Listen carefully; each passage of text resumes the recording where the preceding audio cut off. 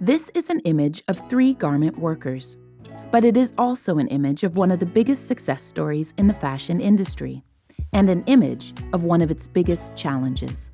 These 3 garment workers are representative of the more than 60 million people working in the fashion industry globally.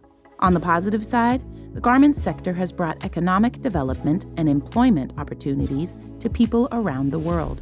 However, the industry still faces significant challenges. Many workers still earn less wages than their cost of living, work in unsafe environments, and are exposed to hazardous conditions. Roughly 80% of garment workers globally are women, and many encounter gender bias and discrimination. Bettering the conditions for garment workers is one of 5 areas fashion leaders must focus on right now. Global Fashion Agenda presents 5 priorities for a prosperous industry. Our vision is that of a thriving fashion industry that creates prosperity for people and planet. Let's return to our image of the 3 garment workers.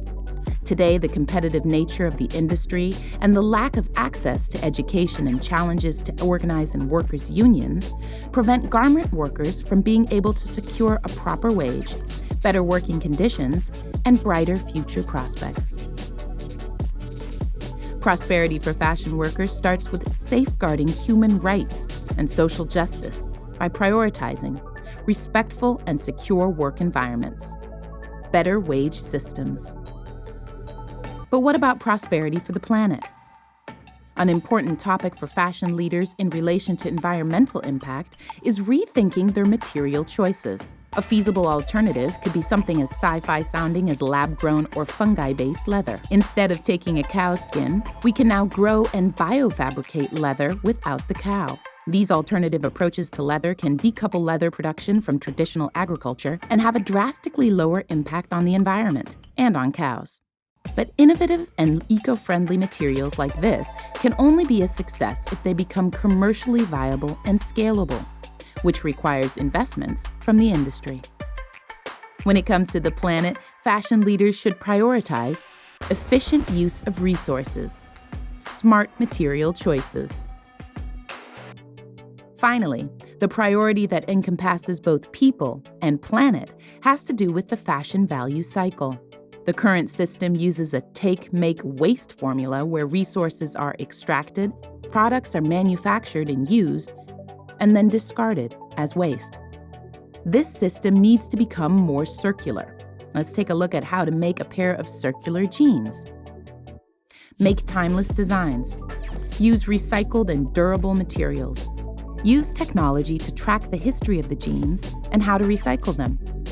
We need to find new business models that are not only dependent on growth. Why not take back and sell clothes multiple times, or offer customers to lease clothes like you would with a car, or repair and recycle clothes in your store?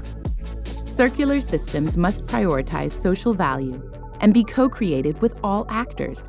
This means engaging with often informal waste handlers, upskilling the industry's workforce, safeguarding value in countries dependent on fashion production. So the last priority for fashion leaders should be circular systems. And now that we have gone full circle, we can present the strategic framework of 5 priorities for fashion leaders. Allocating resources to these priorities will pave the way to a prosperous industry.